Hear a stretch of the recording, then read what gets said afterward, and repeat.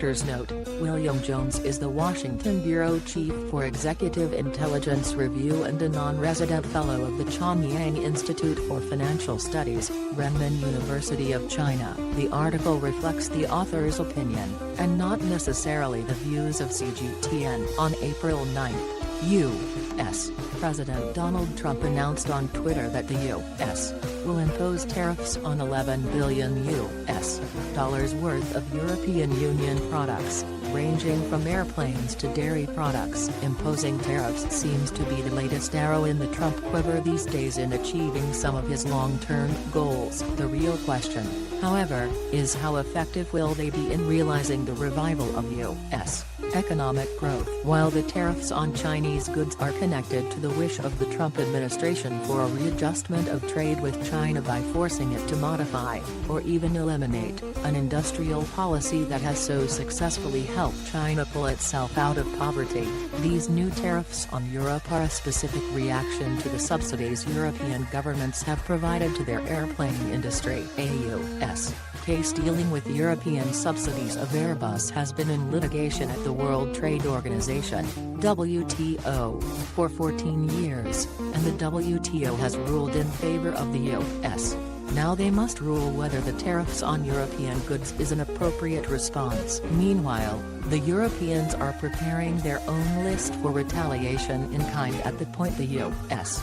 actually imposes the threatened tariffs. While the Europeans do not dispute the claims of subsidies to Airbus, they argue that Boeing, the main competitor of Airbus, has also received some indirect subsidies in the form of technical assistance through government research contracts granted the company by agencies like the Defense Department and NASA, as well as in the form of tax breaks at the federal, state and local levels. While this issue has been under litigation for 14 years, the pressure that Boeing is feeling at the moment with the two fatal accidents of its mainline airplane, the 737 MAX, which has given Airbus a relative boost in the international market, has no doubt added more urgency to these measures announced by U.S.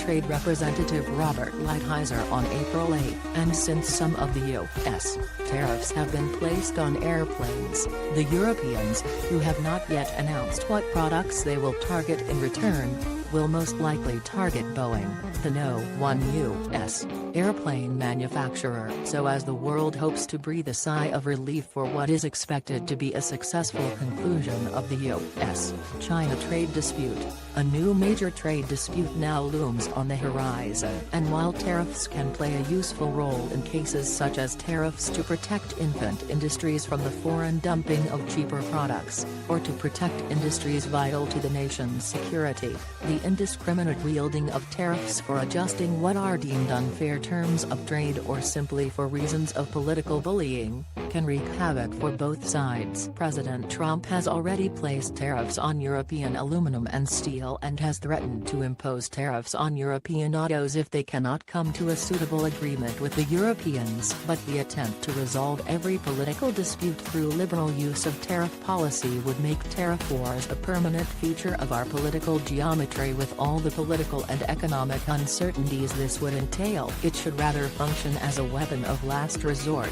Granted, the international trade system we now have is infused with a multitude of inequalities and biases. While President Trump, in this case, has so far abided by the WTO rulings, both the U.S.